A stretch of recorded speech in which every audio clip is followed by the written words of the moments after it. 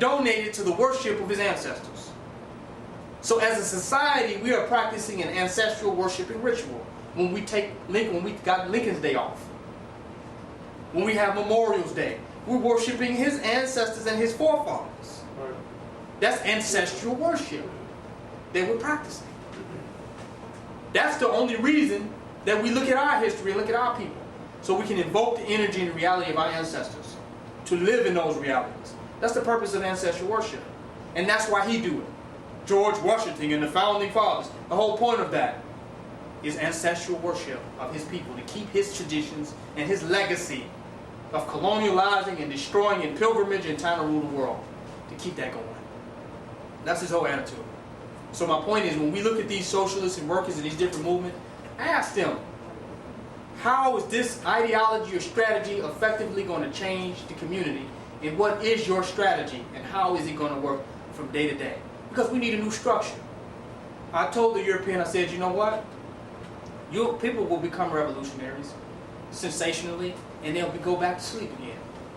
Yeah. Because you have no structure that's solid to make them move from the capitalistic matrix to a different paradigm of how to function.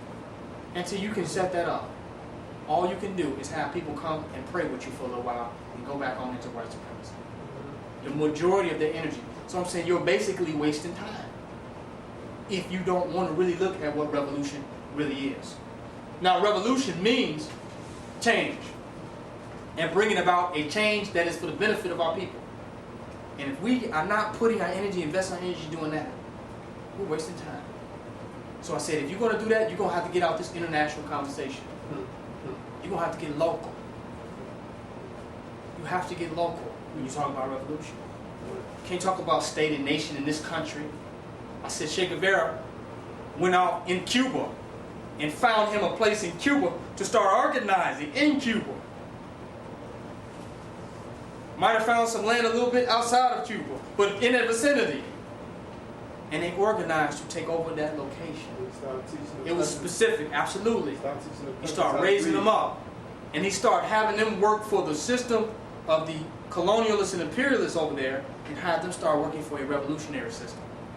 And planting their own foods and doing their own agricultural work. And he started them doing that right where they were at. And it was a local movement. But when you talk to these socialists, they talking all this international stuff, and it just don't relate to nothing that's going on in the community. Yeah. It's unrelated to what realistically needs to be done. So I say revolution is local. It is not international. It's local before it's anything. If you can't change where you're at, you ain't gonna change nothing. It's not realistic. It's not physical. It's not finite. So I say come up with a strategy where we can change our community where we're at. And I said they will never do that because it's a church. And she said, well, Bob, and they ain't got all the answers. And I said, well, why are you out here talking to me? If you don't know what you all are doing and you don't have the idea and knowledge, why are you talking to me right now? Well, because I'm so compassionate and I want to see a revolutionary happen. But I said, it's not about feeling and emotion. It's about efficiency and being sound in your operation. You see what I'm making? You can have all the compassion and love in the world, but if you don't have a strategical methodology to bring about positive change, then you don't mean nothing. You might as well just have a prayer circle out here on the corner and just call it a day. You cannot be mad at the Christians if you're practicing the same religiosity under a political reality. You're doing the same thing. Let's believe in this system, believe in that system. I don't believe in no system. I don't believe in communism or socialism. I believe in the people. And that the people have within them the ability to create that which is beneficial for themselves. Because they always have. When I say I believe in the people, I believe in our people. Because the European cannot set up a system for us. We're not him. If he set up a system for him, it's going to be too much shade. We can live in the sun. What he needs is shade. Because the sun is going to burn him up. You feel what I'm making? We don't need that. What he needs, we do not need. We are not the same. Well, we're all the same. We're all one people. No, we're not. I can stand out in the sun longer than you. We're not the same. You can eat more garbage than I can. Because you might be cat, rat, and dog mixed in hog. Right? And that's all hogs eat is slop. And they're very healthy in that environment. You can live in air pollution and garbage and filth. We're getting prostate cancer and immune deficiencies. Do you understand? I'm making an autoimmune disorders. Because we are not fit to live in the slop that he was. But if he's in the caves of the Caucasus Mountains, living in a little cave with no ventilation and nothing, no plumbing and nothing, he's more equipped to live in hell than we are. Do you see the point I'm making? His reality was a concrete jungle because the cave ain't nothing but bricks. That's why he's going to lay bricks over everything. Because he feel more comfortable with bricks. He just learned how to start shaping them damn bricks. And putting gargoyles and shit on them that look like him, like he used to look. And this is art and beauty to him. He's so comfortable with brick. You see the point I'm making with bricks? We used to forests and jungles with just vegetation and natural, you know what I'm saying? Natural atmosphere and ecology where we can look off and to see the roots and we were at peace. But if he don't see some concrete or some bricks, he's not satisfied. Because he come from caves, bricks, holes in mountains. So he wants to create all these holes in mountains. These buildings are holes in mountains. Except he builds them up himself. He lays all the concrete and pokes these little holes in mountains and call them houses. This is more of an advanced cave. We're still living in bricks. You see them making in caves. But these caves got more symmetry to them. The pharaohs did not live in pyramids. Those were monumental establishments for burials. Do you see the point I'm making? The white boy wants to live in bricks. He wants to live in burial sites. All this nature out here, all this earth, and you want to live in a brick. Trees and forests and fresh air, and you want to ventilate a cave. He wants to air condition caves. Do you understand what I'm making? And this is his highest. Donald Trump is building a Trump Tower. A big ass cave. This is his highest reality. I'm going to build the highest cave. Like nature is not profound enough in its natural manifestation. The Native American had teepees where they just used nature to create their reality.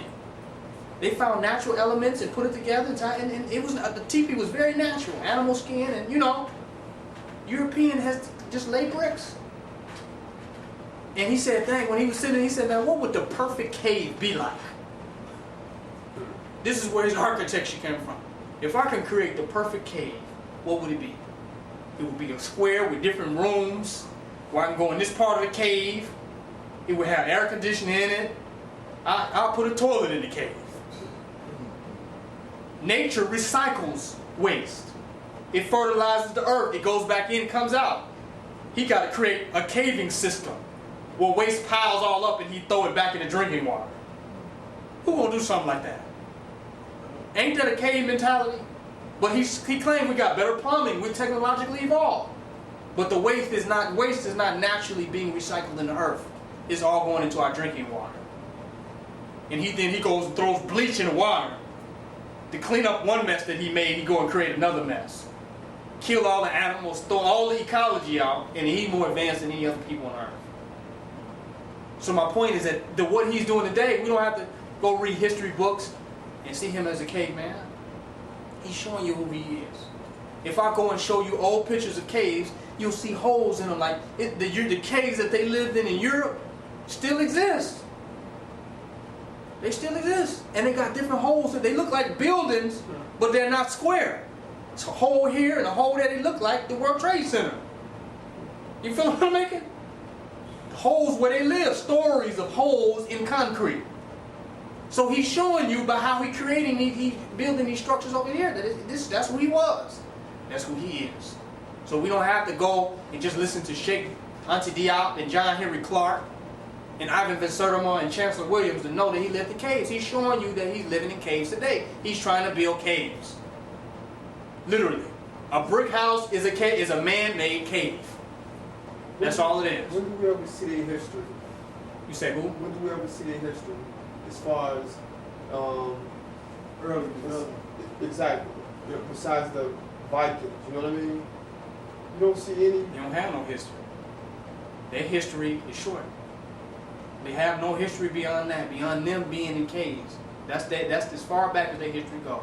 Is in Europe. Well, actually, with Darwinism, it basically explained their evolution. So they do show their history. That's not our history. Darwinism applied to the whole existence.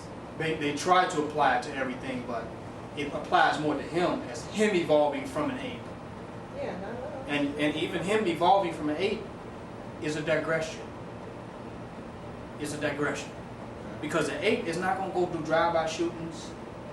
An ape is not going to put a race of people in slavery. The Planet of the Apes was a good movie, but it's not going to happen. So an ape would be better than him. If we go to the jungle now, if we over here, apes over there, apes ain't going to really mess with them. And they vegetarian. Yeah. Give them some bananas, they straight. The ape is not going to come and rape your village and plot war and create guns and shoot. Apes just not going to, they're natural, they're going to live simply. So if he evolved from an ape, it was a digression. I mean, saying he evolved from an ape is a compliment for him from a historical perspective. Because an ape is a more compassionate being than him. Literally. An ape is not going to call you a nigger or racist. An ape is not going to do that. Literally. If you help an ape and you're humanitarian and give him some food, you straight with that ape. He's not going to bother you. China, we was watching when the white dude was sitting up, and the ape came right up over him, turned around and left him alone, and sitting down. Right. Apes are not going to attack. So if he evolved from an ape, that's too good. That's a compliment. That's a good history that he came from an ape. That's saying something good about him. But he digressed terribly. Because apes have not created bombs and dropped him in Nagasaki or dropped them in Vietnam and killed in Pearl Harbor and killed billions of people. An ape is not going to do that. Apes don't make concentration camps and put people in them. Apes don't make boats and pack people in the bottom of them, and carry them to do labor for them. Apes are not going to do that. So, I mean, an ape is more evolved than a white man. Literally. If we had to choose to live on a planet with apes or Europeans, I would choose the ape any day. Literally. Gandhi even had this strategy because a lot of the Hindus would fight apes. Because apes would come to get food and kind of, come into their villages. But Gandhi, in his practice of non-violence, he learned how to deal with the apes without even fighting them. He learned how to really communicate with the apes and use his spiritual enlightenment to get around the apes. Because the rest of the Hindus was just killing the apes and shooting them.